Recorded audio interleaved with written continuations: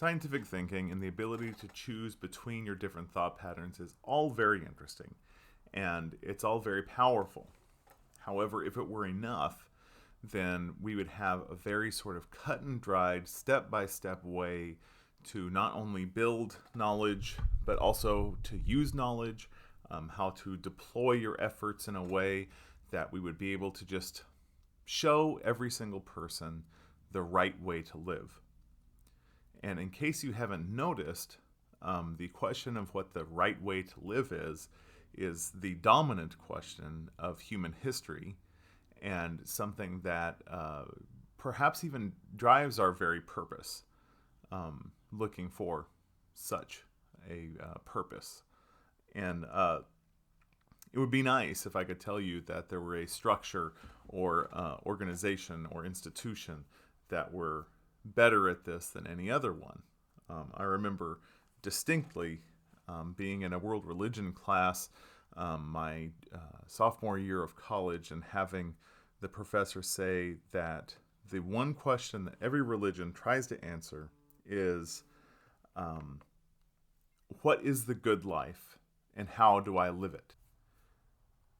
While education isn't really trying to answer that question very directly, we assume, probably just like every world religion ever did, that we do know what the good life is, and that we're going to point you in that direction. Otherwise, really, what's the point?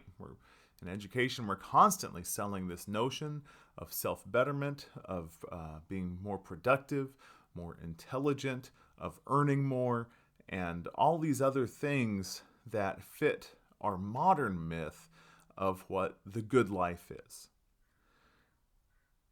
Since we don't have a foolproof system, we can't sit here and tell you, that there's a direct correlation between happiness and the college graduation rate.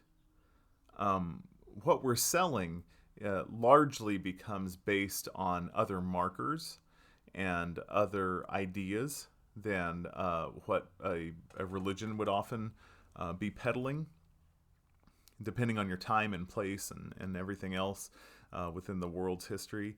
But look at that. It's a similar idea. The idea that we're really trying to aim towards something better, towards living better. And why not? Why shouldn't we be aiming for that? Of course. But my point is that thinking logically and thinking intelligently doesn't lead us there. And this is something that we sort of inherently know. It's something that's been codified in lots of our stories and lots of our fables and whatnot. A good modern example, of course, is Star Trek.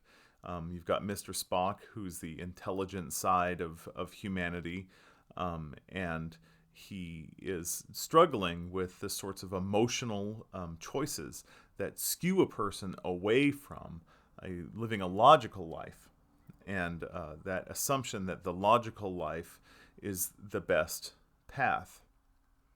Now, I do propose that the logical life, the well thought out, slow thought life, probably can be enlightening, and that many more people could take advantage of it than do. That we still have a dearth of people taking advantage of this. Even within the world of education, I don't think that we're doing that well at getting people to truly pay attention to slow scientific thought and decision making. There are multiple examples that I could pull out of how essentially ineffective teaching this is, of how people do not listen to the lessons that they master within their major, within a class, within a degree that should be giving them advanced skills, and yet they fall short of scientific thought, even when that's their career. So a lot of what's really going to key you in, if not to happiness, and if not to some form of enlightenment, then to some manner of better mastery, over the conditions of your life is emotional intelligence. And that's something that we've touched on a lot. And it's something that is not touched on in the schooling system very much at all. Not directly. It is the indirect sort of shadow curriculum of almost everything around us. It's the indirect shadow that we almost find uncomfortable to teach, even to our own children, because it's something that we so rarely truly understand. But emotional intelligence can range from just the metacognition of really knowing what you're feeling to the ability to change how you're feeling and to understand the emotional motivations of people around you. Emotional intelligence is a favorite topic of mine, and that's one reason why we do keep touching on it. But it's also much of the balance between what can be learned and what can be acted upon, and why somebody is able to do some things better than other people really comes down to emotional intelligence. It influences our decision making, our emotions influence our creativity, and they influence our expression, and they become that balance between I don't want to say success, because I don't want to define success for you, and I don't want to just blindly grab on to the American dream of success, of money and wealth and comfort and everything like that. I don't think that that's something that we should just universally accept as what success means. But emotional intelligence can definitely change your happiness. It has a lot to do with your self-awareness, the way you regulate yourself, the way you carry yourself. And this is probably something that over time and place and different occasions that lots of religions have really dealt with, of this manner of self-regulation. Of course, our modern Western understanding of Buddhism probably comes closest to what is very often researched in this realm. But one of the points that people tend to make is that there's about a 20% correlation between IQ and success in jobs, and that 20% means that the higher IQ you are, within some sort of threshold, gives you about a 20% advantage over somebody with a lower IQ than you, but that 20% isn't that much. It's nowhere close to how much of an advantage you would have just being born richer, or being born with better opportunities or better access, or in a better place or better time or whatever. It's not, how smart you are isn't going to make or break you within a very large margin out there. But emotional intelligence, though we don't really have a way of quantifying how well it's doing, understanding and behaving within the realms of this regulation effect of emotional intelligence does tend to have you make better decisions and to be happier with the decisions that you make. Knowing that being angry, knowing that feeling sad or discouraged is something that can pass, and is great. Knowing that can pass is wonderful. Helping make it pass is even better. And people with a very high emotional intelligence can do this. They can shift beyond the conditions that their emotions give them. They can access the emotions and the likely emotional reactions of others. And this is why people with a high emotional intelligence tend to go into the arts, because they are better at accessing and understanding some of what they're feeling. They're more open to these sensations, and they are better at expressing through, painting or music or poetry or novels or acting the emotions that other people are feeling. In fact, one great way to really increase your emotional intelligence is to read a lot of great literature. that reading really good literature helps you understand the internal emotional worlds of other people. It helps you to understand the internal emotional motivations of the people around you. And it creates a distance between the decision-making process and the process of logic that so often does not impact our decisions in a productive way. So the best way to start with evaluating your emotional intelligence or understanding or developing your emotional intelligence is the ability to label what you're feeling. Meditation goes a really long way here. To meditate every single day and watch your thoughts and watch your feelings and really understanding what it is that, I've mentioned Mr. Rogers before, that Mr. Rogers was really big on how you feel when you're angry, how you act when you're angry, and exactly how you feel when you're feeling sad, and what actions that you are driven to do, and how you self-comfort, and how you get out of it. But just in recognizing the feeling, he was really big on that, and that's something that it's a place where a lot of our parents have not served us well. A lot of people's parents push them to get out of a mood or push them not to express the feelings of the mood they're in. And I can understand that. I'm a parent of 4 kids, and sometimes I just don't have the time.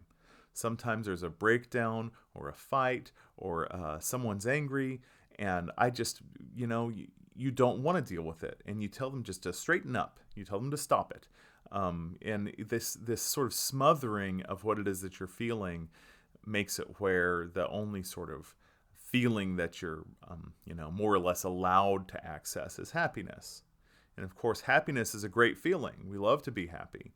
And it'd be nice if we could be happy all the time, but we can't.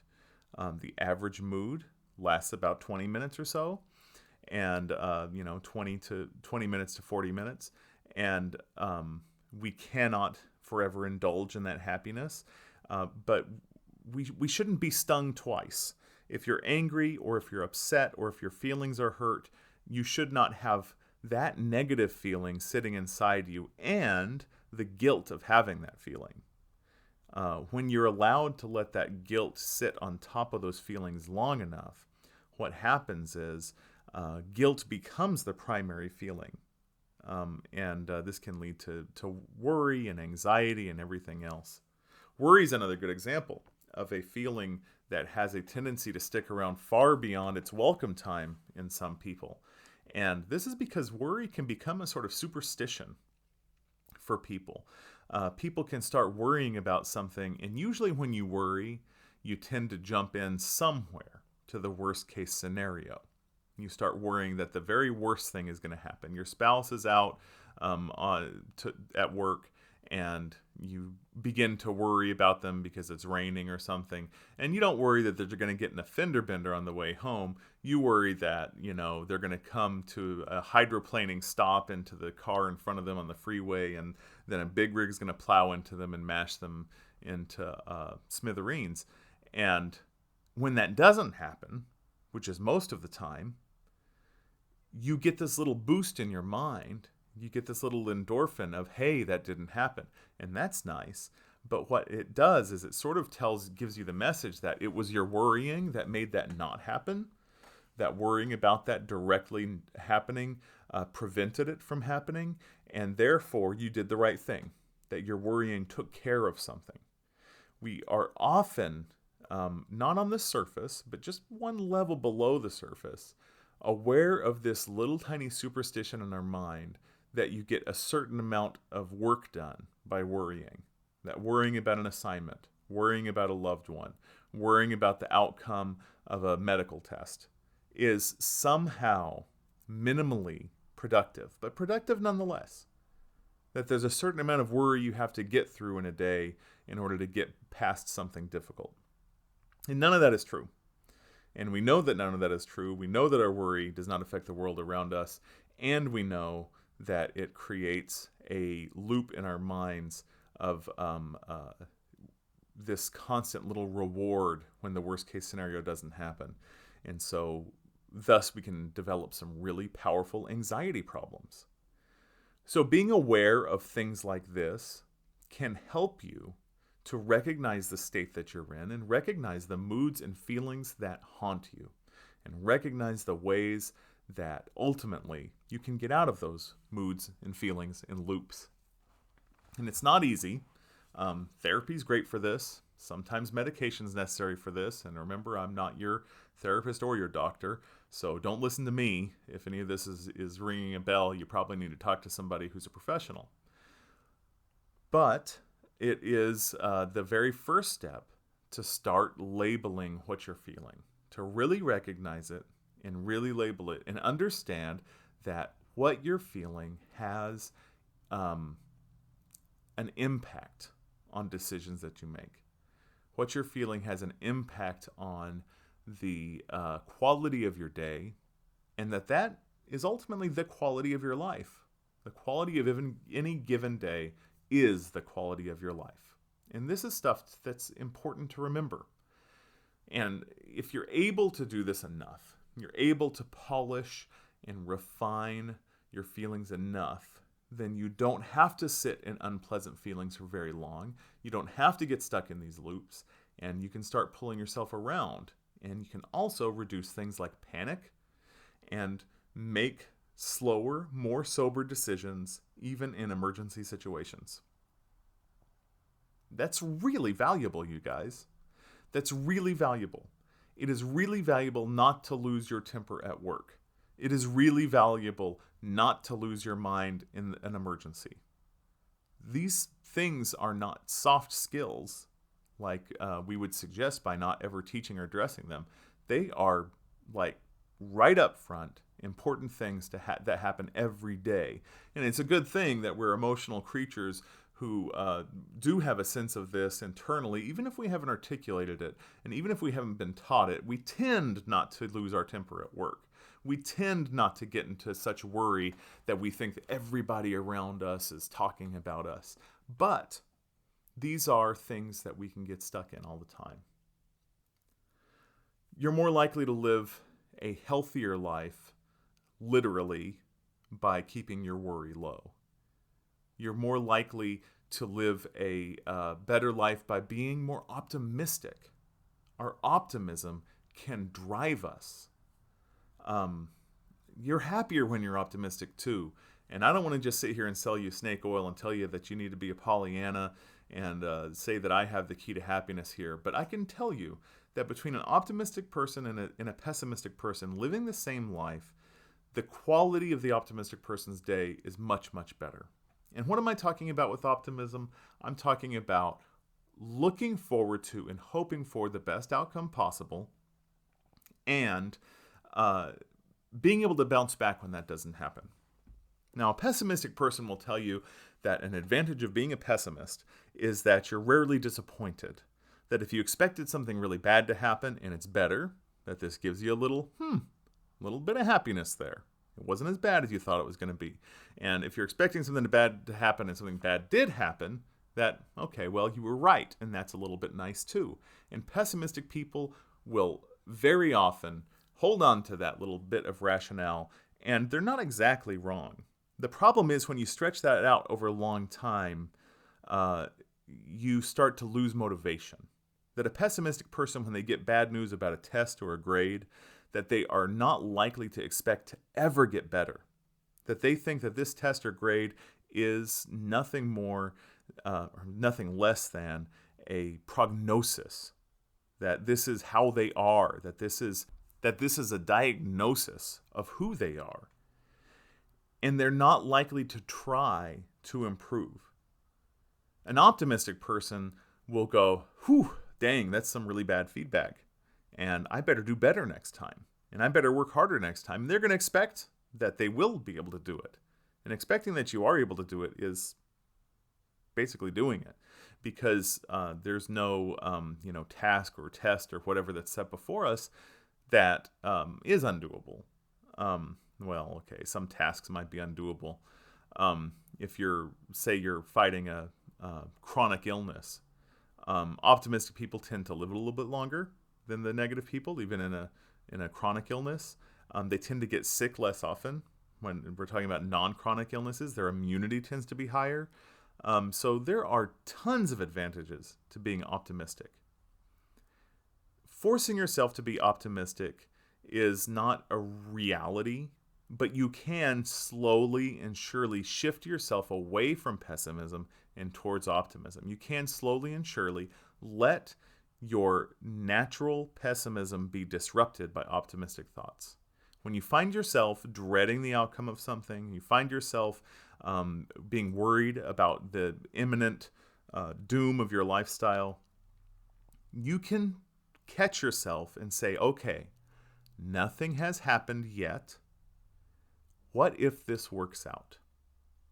And that little tool right there, what if this works out, can be a life-changing tool for many, many people.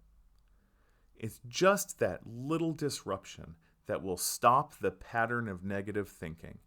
And it's something that we optimistic people have naturally. Whether we've developed it ourselves through some sort of hard work, whether we've just been gifted enough to recognize when we're lucky and ignore the times when we're not, that we feel doomed for success. That if this doesn't work out, well, maybe something better will. And that can be irritating too, right? You lose a job and people around you say, you'll find years later this was the best thing for you. And you just want to punch them. And that's okay. It's okay to want to punch them. You're angry. You're going through something difficult. And sometimes it's not the time to embrace this, like, everything's going to be okay. When a door closes, a window opens, and all this stuff. Because we know through life experience that sometimes just really terrible stuff happens. And it's okay to indulge in that a little bit. But optimistic people tend to bounce back. They have resilience. They have grit that helps them to do these things. And it improves your daily life, and it improves your health, and it improves your prognosis for success long term. There are tons of studies about optimism out there, and you should know that companies put a lot of money into optimism testing, and that big sports teams put a lot of money into psychologically evaluating the optimism of their players, and that they will be willing to pay more for players who are more optimistic. And so this is one of those good places to follow the money. If you don't believe what I'm saying and you don't believe what science says, just know that really, really rich people don't part with their money easily, and that they will put money into understanding the optimism of the people they're investing in. So that should be good enough for you. We start developing our emotional intelligence at a really young age. We start doing it when we're mirroring our mothers and our parents when we're babies. And the more that you do this with your baby, the more that they do it with you. And it's this nice, healthy cycle. And it's nice when that all works out. But sometimes we don't develop the way that we really would want to. And there's all sorts of other issues that on this gigantic spectrum of neurodiversity, where it can be harder for some people to read what someone else is feeling or what somebody else is thinking than others. But you can develop this. You can develop this by really studying people's body language, by really studying the way in which they say things, and of course, like I said before, reading a lot of really good literature helps you to start understanding those internal worlds that other people are having. Studying facial expressions, like literally pull up on the internet a chart of what facial expressions mean. People who are really good at emotional intelligence can really read subtle differences in facial expressions. You can develop this skill if you find that you're not very good at emotional intelligence. You can convince yourself that you can change when you fail. And that kind of emotional intelligence and metacognition is the number one thing you should be working for. We give the impression, and I cannot say this enough, and you're probably sick of hearing me say it, we give this impression in school that everything is static, that you are a B student or a C student, and that you don't change. And that impression is false, and it may even be held by the person teaching you, but you cannot hold it. When you hold it, you begin to cauterize, and you do not grow anymore. Once you believe you cannot grow, you won't. If you embrace this idea that you can grow infinitely, that you can get better, that you can get stronger at this, that you can live a more positive life, and you can disrupt those negative thoughts, and that whatever disaster you feel is looming is not happening to you right now, then you begin to open up to a growth mindset and to improving your emotional intelligence and improving your optimism. These are all really important things. And I do think that this is one of those times where you have to think, fake it till you make it. Where if you do not have sincere optimistic thoughts, and you do not have a really refined ability yet to understand the emotions of other people, that you need to try to fake that stuff so that you understand it better. And you need to try to look for evidence of places where this is at play, places where this is more clear than others. And go over this at the end of the day. Go over different interactions that would be different if people were reacting and with different emotions. And times that you have lost control due to an emotion. Times that you have been challenged due to an emotion. Times that you could have done better. Not in a sort of regretful, oh my God, I suck type way. But just in a review, just a plain assessment of the course of your day and the different emotional factors that impacted it. And you'll start to see this developing in you and getting stronger, and it won't matter how soon or how early. Yes, of course, there's great things to be said for that amazing brain plasticity of your baby years. And though that never comes back, your brain is always plastic. Your brain can always be changed. You're always forming new and better connections with your neurons. So doing this mindfully, stepping forward with an idea of improving your emotional intelligence is one of the best things that you can start doing today that will improve the course of the rest of your life. And that's why I want to shift this conversation just a little bit away from this really strict sort of critical thinking skills and modulating your thinking skills towards decoding some of what's going on in the world around us. And this means looking closely at messages in literature and how we analyze it, looking at expression and what the intent and effect of that expression is. So that's going to be the direction that we're heading in the next couple lectures.